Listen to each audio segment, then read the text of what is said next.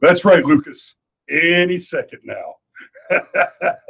Here we are. Good to see you guys. I tell you what, I greatly appreciate that there's a handful of you already in the audience running up the chat line up over my head right here. I'm really glad to see that. Thanks so much for joining us this evening. Now, the show title says we were going to talk about the Mueller investigation, that situation. We're going to touch on that a little bit. Now, for any of you who are seeing us for the first time, joining us for the first time, we're the Brushfire Mind. Our motto, our message is that the truth should matter. And what we like to do as far as news and politics is concerned is examine what's happening, talk about the things that are going on, and try and dig into the truth of it.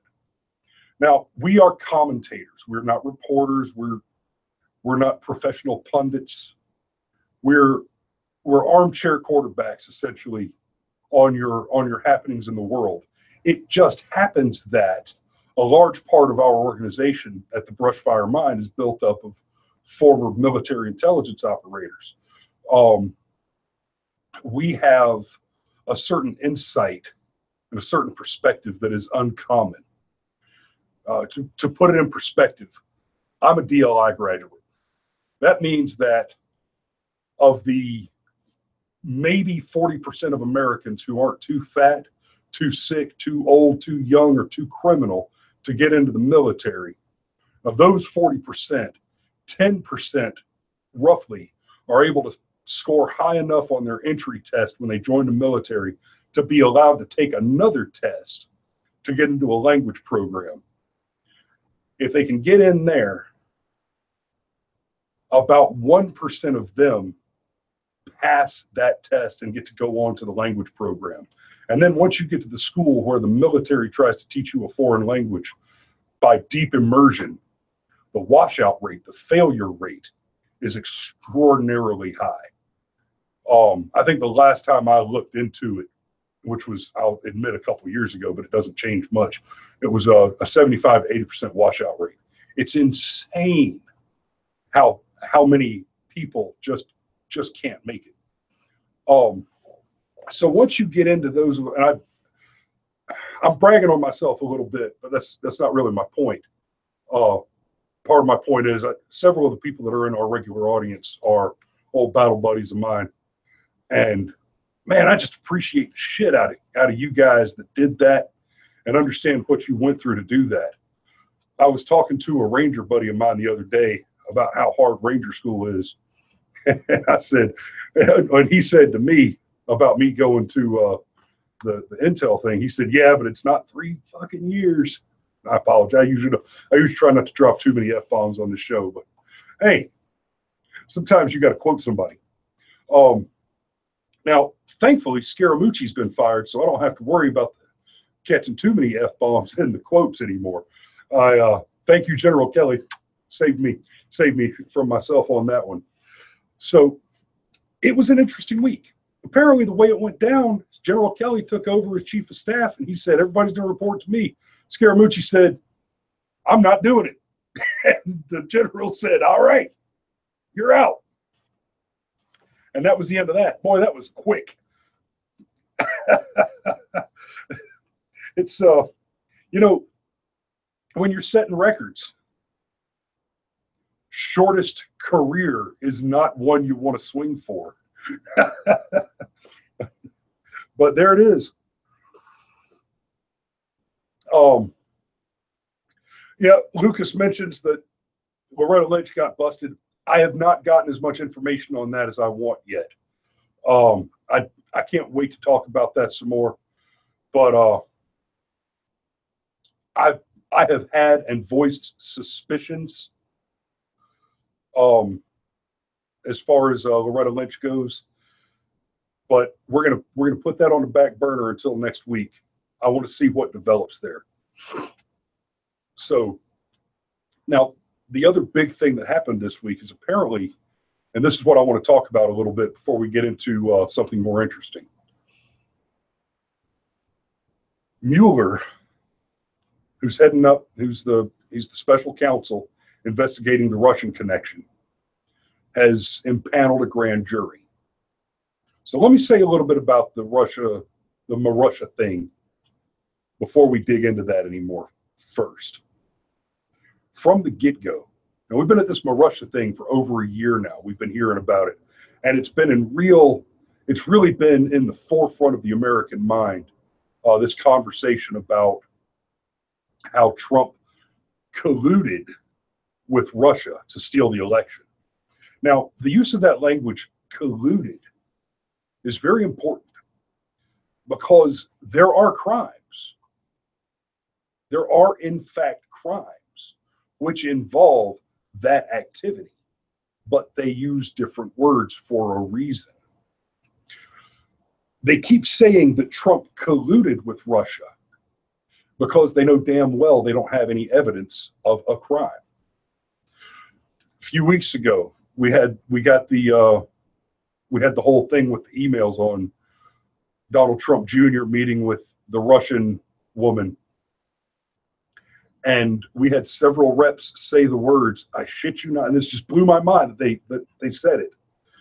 Well, this is really the first big evidence that we have in the Trump collusion case. So we're going to run this down pretty hard. I'm like, if this is the first evidence, then how was there a case to begin with? If this is the first evidence, then there was no evidence prior. That means that you have been conducting an investigation without evidence. That's fishing, and that's a crime. We ought to fire half the damn Congress and Senate just for fishing without a license in this case. And that joke goes out to you, Dad.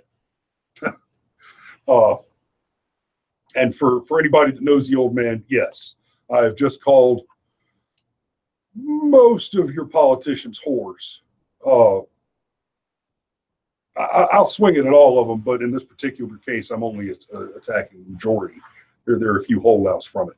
Anyway, so the impanelment of a grand jury, and guys, chime in with any questions you've got about this, but the impanelment of a grand jury suggests that there is a reasonable expectation by a prosecutor that an indictment can be forthcoming, because the grand jury is impaneled to examine evidence toward an indictment. Now that's interesting. If there were evidence on collusion, then the thing that Trump would be getting accused of would be conspiracy to commit XYZ crime. Conspiracy to defraud the voter, conspiracy to defraud the system, conspiracy to compromise sensitive networks, something like that. There would be a conspiracy to blah. But no such charges have been forthcoming, precisely because there has been no evidence to support the claim. Now, unless there has been some magic evidence that's popped up all of a sudden, the panel that Mueller has impaneled, or I'm sorry, the grand jury that Mueller has impaneled, what crime? What indictment are we proceeding on? The only one that I'm aware of, and I've been looking for it, the only maybe a crime that we see is where Jared Kushner may have misreported or just failed to report campaign finances related to the hiring of a Russian troll farm. So I'm not sure how I feel about the use of Russian troll farms, but the fact of the matter is it's a common practice now. The Democrats do it, the Republicans do it, and I hate to say it, but especially after the Project Veritas videos from the Democrat Party exposing a lot of their actual voter fraud. I mean, actively busing criminal aliens into voting districts and giving them names on the voter rolls, saying you're going to go in there and use this dead man's name to vote since they don't ask for ID in this district. That's a thing that we don't suspect them of doing. We have incontrovertible evidence of its occurrence. It is a thing which happened. So anyway, so given that, I'm tempted to say that the whole Russian troll farmer thing is just the next probable evolution of the battlefield of politics. I don't like it, but it's something that's in there.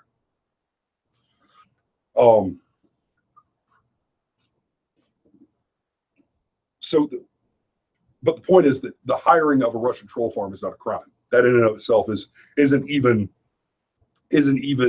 suspicious activity. It's not tantamount to voter fraud within the operation of the current system. It's a common practice for both parties. I'd love to see it done away with, but there's nothing wrong with it technically.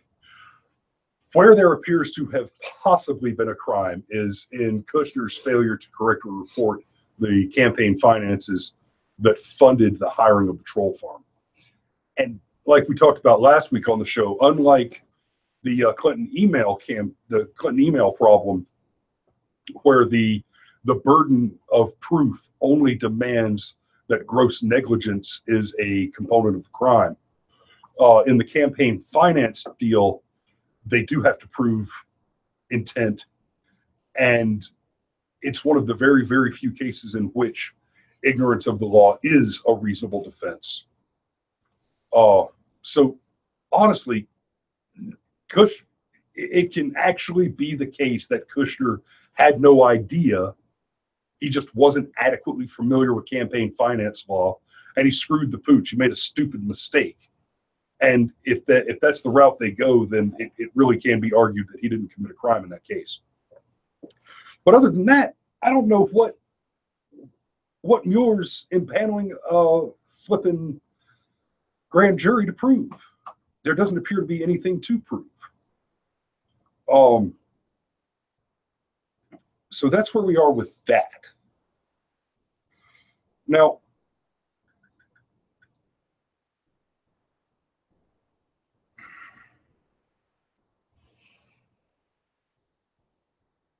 okay, what do you have any thoughts on this before we move on to something else?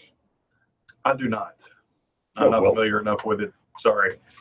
I'm not familiar enough with it either. I'm actually kind of giddy about talking about Loretta Lynch next week. Yeah. I'm really excited. I want to see how this plays out. So the beauty of the whole Loretta Lynch thing is the high probability that if the investigation follows Loretta Lynch and an indictment is pursued and she does go down, there is a high degree of probability that will mean she'll be the first of many dominoes to fall. I'm looking forward to that. I can't wait to hear more about it. And there's no way the falling of those dominoes do not also topple the Clintons in some way. I can't imagine that wouldn't be the case, especially with the Clintons, for the most part, not having the power that they have had in the past, that they have enjoyed since the 90s. I'd love to see him drag Eric Holder back in. Yeah. Holder is a criminal in the highest order. Was the Fast and the Furious scandal ever even resolved? No, absolutely. It was just swept under the rug. And he's never stood to answer for hiring protesters to go and stir up the shit around the Trayvon Martin case. You mean doing Obama's old job as a community organizer? Right. Yeah. Right. Yeah. He's never had to answer for swapping out the prosecutor, the attorney general in Florida that said, we're not prosecuting this case. It's a clear-cut case of self-defense. Oh, well, you're fired. Who wants an awesome government job? Anybody here willing to pursue this case that doesn't have enough evidence? Really? Remember when we were eating tacos with my Uncle Bobo one day, and the Trayvon case was on,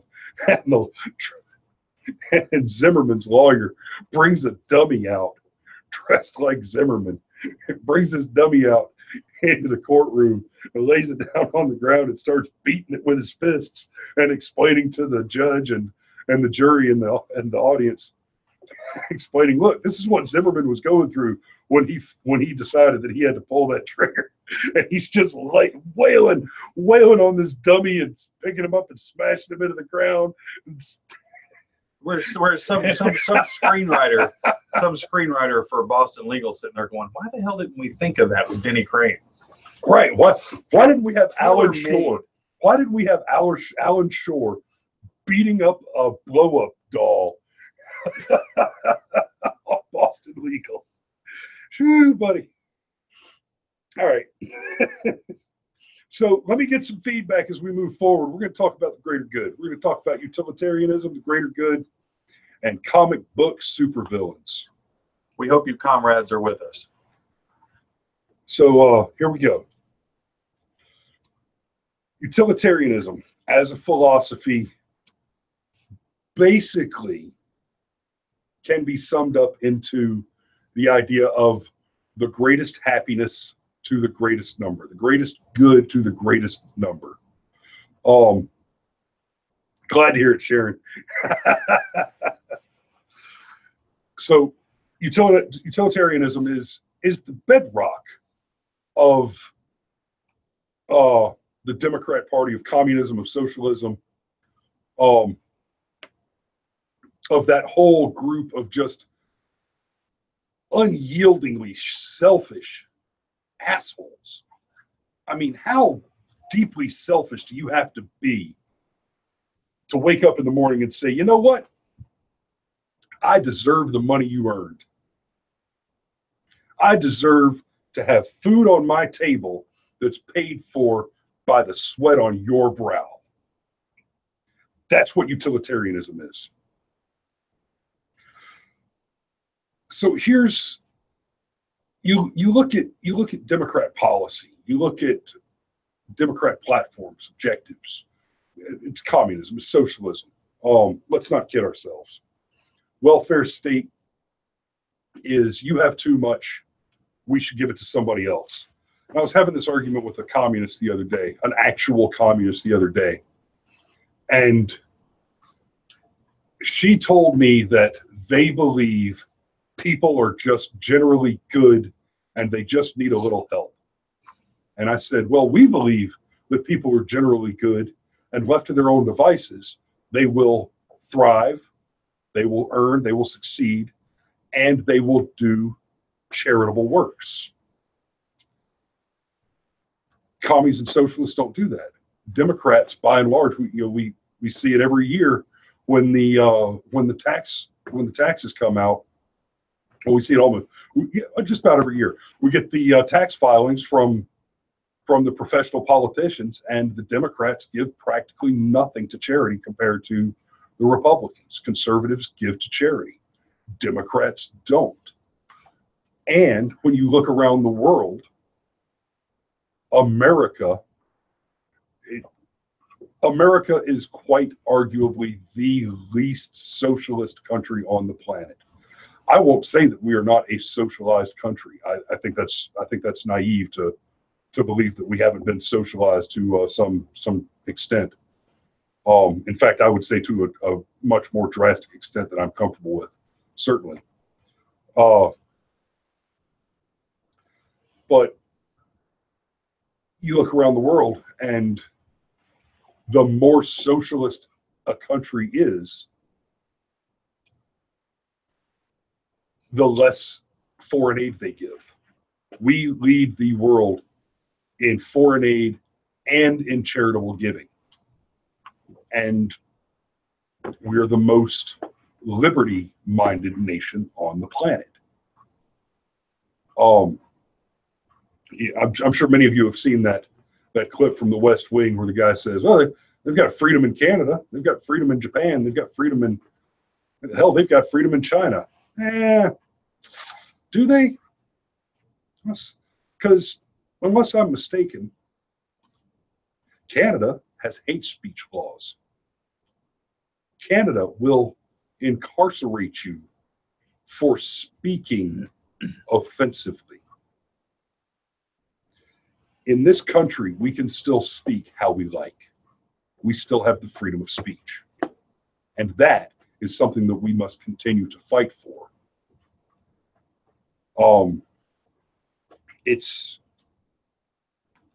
the First Amendment, the freedom of speech in the United States and globally, is under attack worldwide. Everywhere you look, Google is trying to shut down free speech. Well, Google, YouTube is owned by Google. Google owns the internet.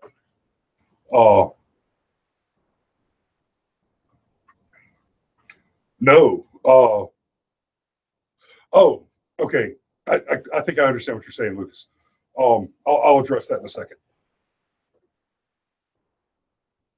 Globally, there are several governments. Canada is one. Germany is one. Great Britain's another. Those are the big ones that are pressuring Google to implement hate speech filtering. Now, I'm sure that some people are going to hear me say that you shouldn't stop hate speech, and they're just going to automatically assume that I want to be slinging the N-word around and all this stuff. And no. Here's my problem. Here's my question, and this is why the right to the freedom of speech must be sacrosanct. Who decides what? The freedom of speech. Who decides what hate speech is? How is it defined? Who chooses to define hate speech?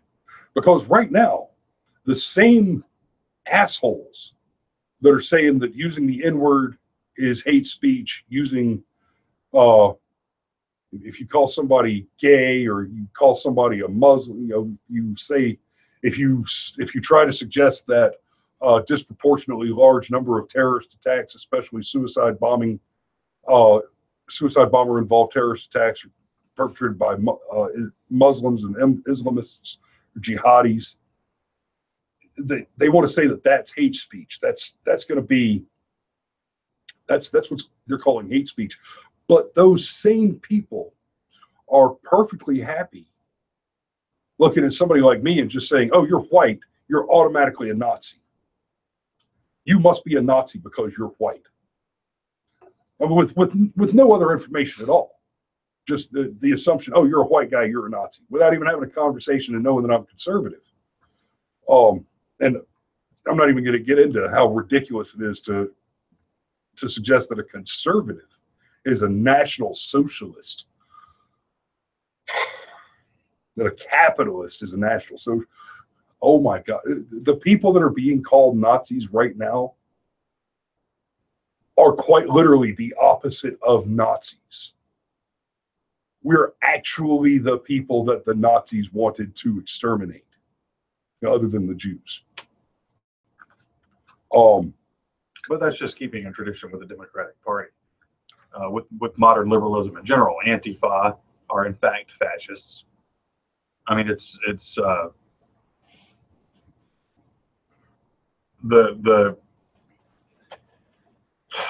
the way they conflict themselves is a part of their game.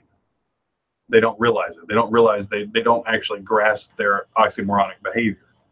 That's just par for the course. So I'm personally not too surprised by that, by this use of Nazi, as we've seen so much during the campaign, during the election itself, and post-election. If you support Trump, you're a Nazi.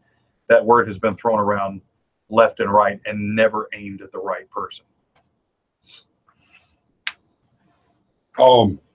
Yes. Now, as far as them not knowing what they're doing, I think that's true of the majority of them. They're like Democrat. Yeah. Now the organizers, that's a different story altogether. Exactly. The organizers. That's the difference, boys and girls, between Democrats and the liberal voters. That's a whole other series of shows. Suffice it to say, liberals, the Democratic Party does not represent you. They pander to you and they use you for votes to stay in power. And that's the basis. They hate you. They mock you. They laugh at you. We'll have these N-words voting Democrat for the next however many years, allegedly, Lyndon Johnson said, which sounds a hell of a lot like something Lyndon Johnson would say. So honestly, I just don't really doubt that one. Obama wasn't black until 2008. I mean, this is how that works. Lucas, I misread that. I thought it said I have an asparagus disease. I was about to say that's unfortunate. What does that mean? My pee smells bad every single I don't mean to make fun of you, brother. I just misread your comment at first. I have to ask you, Lucas, have you ever watched Boston Legal? Familiar with Hans Espenson? I only ask it because you mentioned Asperger's, and we talked briefly about, we mentioned Boston Legal briefly earlier in the show. I think you spelled it right. Okay, do yourself a favor. Go get your hands on Boston Legal and watch it. It may be the best show that ever came on television. Anyway, so we were starting to talk about the greater good.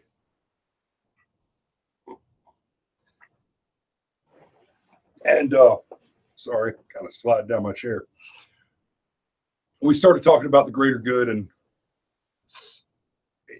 here's my premise. Read you some comic books, watch some comic book movies, superhero movies, hell, not even James Bond movies. Any kind of story where there's a villain, an active villain, not just a nemesis, but a bad guy. And there's basically three kinds. There's the aspiring dictator, aspiring, world dominator, dictator, and even this has some crossover into the greater good thing. There's there's the Joker, basically some men just want to watch the world burn, agent of chaos, bad guy. But the vast majority of them are the third kind. There's some sort of greater good. They're doing X, Y, and Z for greater good. And I say the majority of them because even the dictator ones that want to rule the world, Dr. Horrible and the Sing Along blog, he says, the world's a mess and I just need to rule it so I can fix everything. President Business in the Lego movie. It's all about that.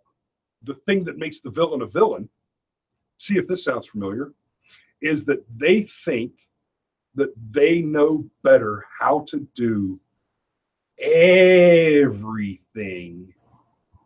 so much so that it is in humanity's best interest for them to take charge of everything. Now I did mention the separation, the aspiring dictator type. We're going to rule the city. See, those guys they're more about establishing some sort of a monopoly control over either the political engine or a particular sector of economic trade. We're going to rule the city and sell all the cocaine and hookers. See, that's a little different. That's not greater good stuff. That's about as close as you're going to get to an evil capitalist type of thing. You're talking about if I ruled the world and could make the world the way that I see it, it would be a utopia for everyone. Yes. Now let me back up to that to the economic one. We're going to establish this monopoly type of deal through force or whatever. Just so everybody's clear, monopoly can only exist where it is enforced by a government or quasi-government organization. Monopoly only occurs with the use of force. It does not naturally occur under the invisible hand of the market. It is not possible for a monopoly to remain unchallenged in a free market. Only by either using the machinery of government or the threat of violence and force to stop out competition to prevent the entry of new competition or to suppress innovation can a monopoly be established. Aflac, for example. Aflac is an insurance company that's quite successful, founded in the early 1950s, 1952, I think. Moved into Japan after in the late 50s. And the Japanese government approached the Amos brothers at Aflac and said, we want you to come sell insurance in Japan. And the Amos brothers made a deal with the Japanese government to have a monopoly sharehold on that segment, supplemental insurance and certain life insurance products, on that segment of the insurance industry in Japan for 10 years. So they enjoyed a 1-decade monopoly stranglehold on the Japanese market. And that monopoly, that artificial monopoly, actually is still affecting the insurance business in Japan today. Walmart does have competitors to a degree. Essentially, to find an actual competitor to Walmart, Lucas, you have to, you're looking at the big box wholesale club stores. But if you look at the Walmart model, Walmart is essentially subsidized by paying its workers and working them at a certain level of hours so that they still qualify for a large quantity of welfare. A large number of Walmart employees are able to collect food stamps, housing assistance, so on and so forth. So Walmart is only able to exist in the format that it does through a measure of government subsidy. So Walmart, to whatever degree, and of course Target is a direct competitor to Walmart. But Walmart, to whatever degree it is monopolistic, it is only able to do that through the use of government subsidy. Oh yes, it is interesting. It's terrifying. It's infuriating, but it's interesting. Amazon. Amazon is there. There you go, Sharon. Amazon's a little different because Amazon is not exactly a single business. Amazon is more of a conglomerate. So they actually have a host of competitors, many of whom do some of the things better. You can get a better price off of Amazon than you can on Amazon in some cases. And in a lot of cases, in a lot of cases with electronics. For example, you can go to newegg.com. And holy crap, I'll try to get some affiliate links in the bottom because I actually have it set up as affiliates with Amazon and with Newegg. And we talked about our swag store in a minute too. But like a real monopoly is something like Ma Bell. Right. Something that even now in the cellular days, AT&T, the SBC, Southern Bell Corporation, they all came, even Verizon and AT&T, the two largest competitors in the cell phone game, are both offshoots of the Ma Bell company. That's a true monopoly. But because they're technically different companies now, they've avoided that. But it is sort of a loose thing, controlling monopoly. And there does need to be some level of control. I mean, for capitalism to work, it's still regulations, unfortunately, are needed to an extent. That's a different argument. Yeah, I mean, it's related, but yeah, I could go. I don't want to rabbit trail that's that. a very tangential argument. But anyway, Sharon, back to your question about Amazon. Essentially, the thing that keeps Amazon from becoming a monopoly is precisely the size of it, because they do so many things. Amazon does groceries. Walmart's competing with them, Publix, Kroger. If you live on a military base, the commissary you shop in. So that's one part of the Amazon monster is groceries. Amazon does electronics. Well, Newegg does electronics. Best Buy does electronics. Walmart, Target, they all do electronics. So there are competitors, but the thing with something like Amazon is they have competitors in individual market segments. And Lucas, that also goes to Walmart. Walmart is in a small town, for example. There might be an electronics shop that's competing with Walmart's electronics department, but Joe's PC repair is not in any way competing with Walmart's grocery department. And Billy Bob's liquor store on the corner is not in any way competing with Walmart's pharmacy, for example. But of course, the corner pharmacy is competing with Walmart's pharmacy. So there, Walmart enjoys an uncomfortable advantage. Oh, excuse me. Oh, I apologize. Downside of live broadcasting, you have to deal with my fluid expulsions, apparently. It wasn't gross. It was a normal bodily function until you put it that way. And now yeah, but it wasn't funny either. Sneezes are always funny. Okay, I'll give you that. Thank you, Lucas. But okay, I think we beat the Monopoly question to death. Thank you, Sharon. That's mighty sweet of the both of you. I think we beat the Monopoly question adequately to death. The greater good. Lex Luthor is not the new Lex Luthor. No, not the new Lex Luthor. No, but the classic Lex Luthor. Yeah, the classic Lex Luthor. That one's difficult. That was difficult because if you think of the Christopher Reeve series, he wasn't a greater good type. No, he was just a world domination guy. If you think animated series, the comic, the classic comic character, the one who became President Luthor, and right. Really Donald Trump. It was like Donald Trump as the Democrats see him, in a way. Honestly, the classic Luthor is kind of like the Donald Trump that I think I see a little bit.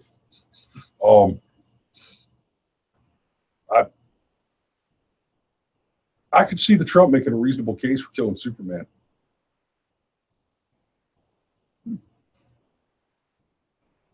Comic idea, don't steal it.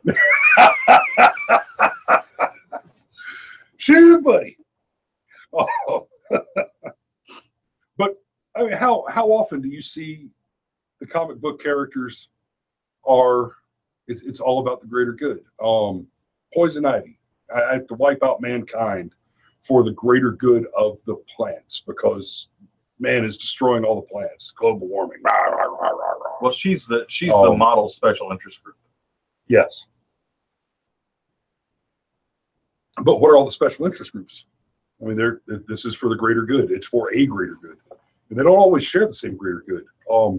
There are a lot of left-wing groups that are all about the greater good for one particular color of people. The Nazis, for example, the Black Panthers, they're all about the greater good for their national ethno supremacy group. And I think that was my other backlight that just fell off. Okay, well, studio's falling apart under immediate circumstances, but it's work in progress. I'll keep an eye for fire. They're LED. Oh, good. Okay. So we're safe.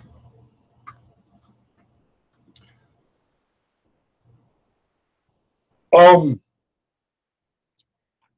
Lucas, the leadership are massively selfish. I honestly believe that most of the snowflakes, and most of the rank and file white supremacists, black supremacists, socialists, communists, all those far left nutburgers, I honestly believe that the rank and file have interpreted the rhetoric to make themselves believe that what they want is a good thing, that what they want is a good. Now here's a good argument in Lucas's favor. What his comment was that they're all about themselves. I think, which they're seeing the live feed, right? Yeah, viewers are saying, okay. Well, it's this comment right here. Yeah. Okay. Oh yeah. Okay. So anyway, the thing is though, with special interest groups, 99 times out of 100, it's because that person has been directly affected by a particular thing, or they gravitate toward a particular thing. When they were 3 years old and they saw a little puppy in the window of a pet store and they fell in love. And then, or one of their family members dies in a particular situation. It is still selfish at its core. We're all selfish at our cores. But the selfishness is what breeds oftentimes their social justice warrior brand that they carry around. So really, at its the seed that germinates into how they believe the greater good is supposed to play out is still selfish in and of itself. You see what I'm saying? Mm-hmm. You don't just adopt a special interest group because you saw an infomercial about feeding a child from some country and it really struck you. No, it is something that directly affects you, and the problem with that is when it doesn't directly affect you, who cares? If they can't empathize with the effect, then it doesn't matter. As in, they've never owned their own business. They don't make a ton of money. They have not become successful CEOs of their own business. So they see businesses as this evil thing, and they don't, businesses aren't people. You hear them say that a lot. Businesses and people are different things. That's because you haven't started your own. That's because you can't identify with it. So it creates prejudices in their attempt to create understanding and empathy and all these good things that they want associated with their particular cause. So what Lucas is saying really is it is correct. I believe it is correct.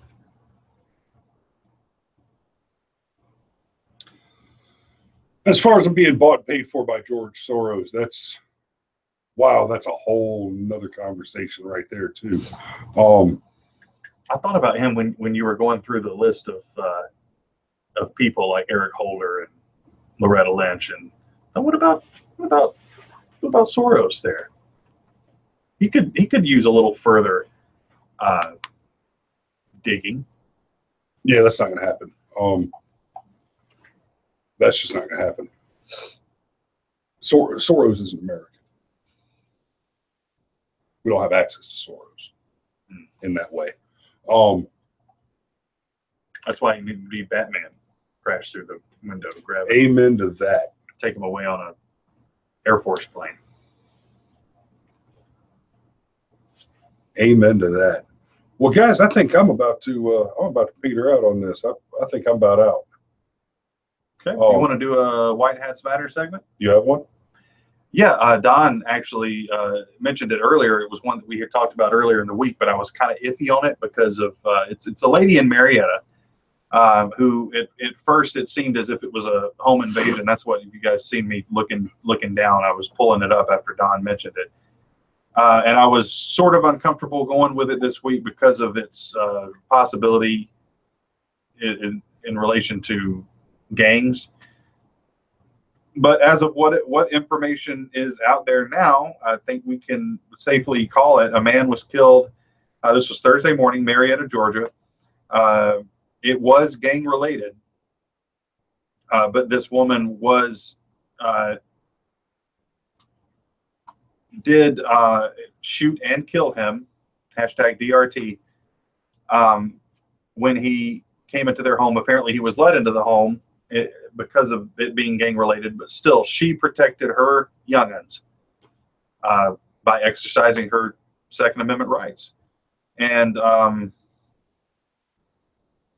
Yeah. So it may not have been it may have been gang related, but still the bad guy went down as it should have played out.